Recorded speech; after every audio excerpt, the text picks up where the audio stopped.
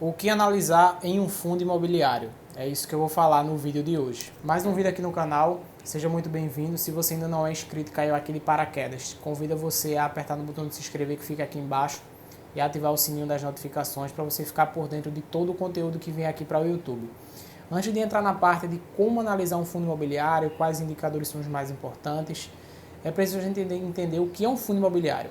Um fundo imobiliário ele é negociado em bolsa de valores, faz parte do mercado de renda variável e é uma forma mais fácil e menos custosa de você se expor a ativos imobiliários e você receber aluguéis todos os meses. Então, quando um fundo imobiliário ele abre seu capital na bolsa, ele vende uma participação naquele fundo. Então, os cotistas vão lá, compram aquelas cotas e todos os meses tem direito a receber os aluguéis proporcionalmente ao número de cotas que ele possui. Vale lembrar que esses rendimentos, os dividendos, eles são isentos de imposto de renda e na maioria das vezes, dependendo do valor do aluguel que é cobrado em um imóvel físico, você acaba entrando em faixas de alíquotas de imposto de renda sobre os aluguéis. Então, se você tem um aluguel que passa de R$ 1.900, você já começa a pagar imposto sobre aquele valor, diferentemente do fundo imobiliário. Independentemente do valor que você receber por mês, você vai receber esse valor isento de imposto de renda na sua conta. Você apenas vai pagar imposto quando houver uma venda daquelas cotas e aí vai ser tributado em 20% do lucro. Falando agora dos indicadores mais importantes. O primeiro é o valor patrimonial por ação, que seria o PVP, ou seja, o preço sobre o valor patrimonial. Vamos imaginar que nós temos um fundo imobiliário com 10 ativos na carteira. E esse fundo imobiliário ele está negociado a R$ 100. É feito toda uma avaliação, uma auditoria sobre aqueles imóveis. Então, é avaliado todos os imóveis, a questão do tamanho, das condições, da localização desses imóveis. E aí é feita uma avaliação de quanto vale aquele patrimônio daquele fundo. Nós temos diferentes cenários. Nós, de fora, não temos como saber se a pessoa que analisou aquele patrimônio ela está sendo um cenário otimista, um cenário realista ou um cenário pessimista. Muitas das vezes a gente pode ter um cenário muito otimista quando o mercado imobiliário está em alta. E ao contrário também acontece num cenário pessimista quando o mercado imobiliário está em queda. Então é preciso a gente entender que isso pode acontecer, é uma variável que a gente não tem como prescindir como ela vai impactar essa questão do valor patrimonial. Em um cenário hipotético, vamos imaginar que esse fundo ele foi avaliado em que sua cota ela vale R$ 100. Então, sua cota vale de patrimônio R$ 100 e ele é negociado a R$ 100. Então, a gente tem um PVP, um preço sobre valor patrimonial de 1, porque é o mesmo valor. Imaginando também em um cenário hipotético, vamos supor que esse patrimônio continue sendo R$ 100 a cota e essa cota acaba sendo negociada a R$ 80. Então, a gente tem um valor de 0,8, ou seja, de um desconto aí de 20% em cima do valor desse patrimônio. Em um cenário assim hipotético, se esse fundo ele fosse vender todos os seus ativos, você receberia por cota R$ 100, mas você comprou elas por 80. Então a gente tem aí um desconto de 20%, ou seja, a gente está comprando um fundo imobiliário mais barato do que ele de fato é avaliado. Mas lembrando aquilo que eu falei, a gente tem um cenário pessimista, realista e otimista com toda e qualquer coisa. Então isso pode impactar também os imóveis. Talvez quando fosse ser vendido aqueles imóveis, a gente tivesse num cenário pessimista e talvez não valesse tanto aquele valor. Então é importante se atentar a isso, ao preço sobre o valor patrimonial.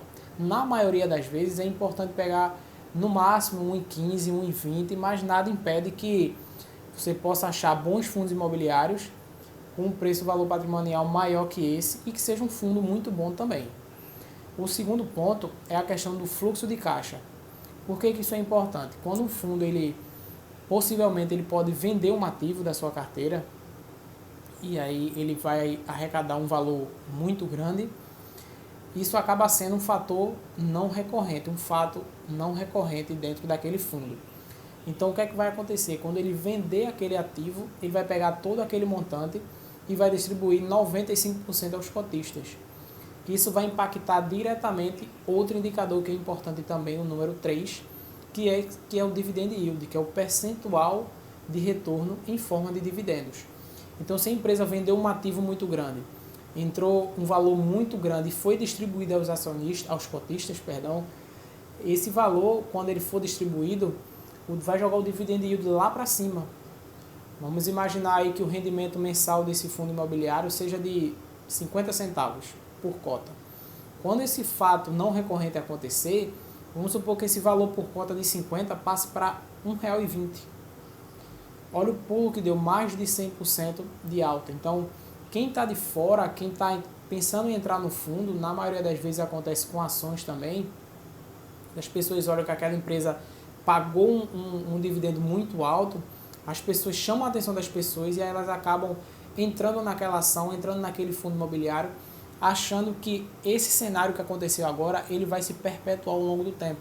O que pode não acontecer se for por conta de um fato não recorrente, que vai acabar impactando o dividend yield, acabar impactando o rendimento por cota também.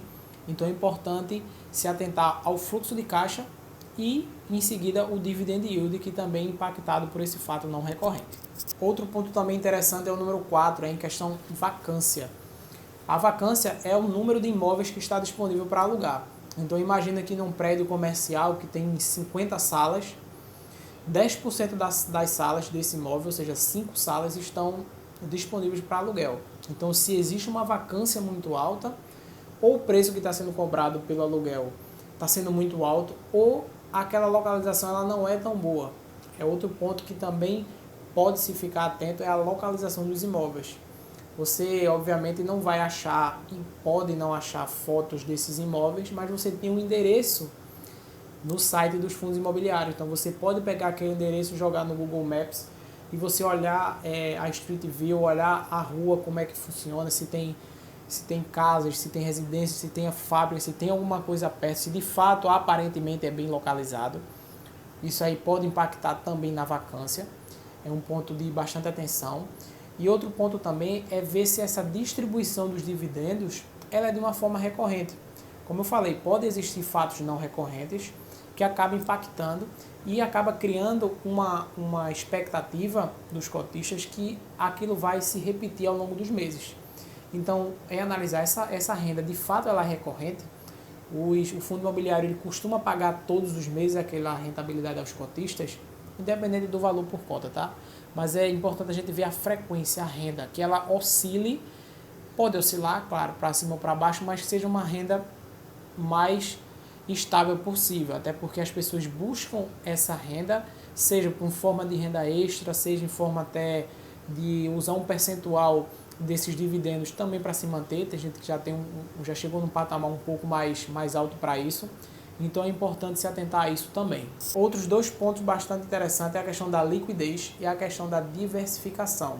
A liquidez é o quanto aquele fundo imobiliário ele é negociado na bolsa. A gente precisa se atentar a isso porque quando se é pequeno, você não tem grandes dificuldades para vender sua posição. Se você tem 10 cotas, 100 cotas, talvez não seja tão difícil, mas à medida que esse patrimônio ele vai crescendo e você vai adquirindo muitas cotas, vamos supor que você chega no valor de um imóvel físico de 200, 300 mil reais. Se esse fundo ele não tiver muita liquidez, você vai ter dificuldade para vender essas cotas. O que pode acontecer é você conseguir vender um pouco hoje, um pouco amanhã, um pouco daqui a 2 dias, então vai ter essa dificuldade na hora da venda. O que é um fato que as pessoas quando vão para fundos imobiliários, eles vão por conta dos dividendos, dos rendimentos mensais serem isentos de imposto de renda e a liquidez ser muito maior do que um imóvel físico. Porque você deve conhecer alguém ou você já tentou vender um imóvel e viu o quanto é difícil vender aquele imóvel, principalmente pelo valor que ele vale. Então, às vezes, demora meses, alguns anos para você, de fato, conseguir vender. Essa é uma característica dos fundos imobiliários em geral que é muito boa e atrativa. Porque quando se tem liquidez, você consegue sair de toda a sua posição no mesmo dia, em questão de segundos praticamente. Então, é importante se atentar à liquidez e à diversificação. Porque quanto mais você pegar um fundo imobiliário que ele tenha mais imóveis, melhor do que pegar apenas um fundo imobiliário que tem 1 ou 2 imóveis, porque se acontecer num cenário que fica uma vacância muito alta, ou seja, uma grande empresa sai desse determinado imóvel, esse fundo imobiliário vai simplesmente parar de pagar rendimentos. E quando quem está investindo em fundo imobiliário está buscando uma renda recorrente todos os meses. Então a diversificação é um ponto chave na análise de fundos imobiliários também. Bem, esse foi o vídeo de hoje. Se você curtiu esse vídeo, deixa seu like aqui embaixo e também compartilha com algum amigo. Se você gosta do assunto de fundos imobiliários, comenta aqui embaixo, sim, eu gostei. Bem, esse foi o vídeo de hoje e até a próxima. Tchau!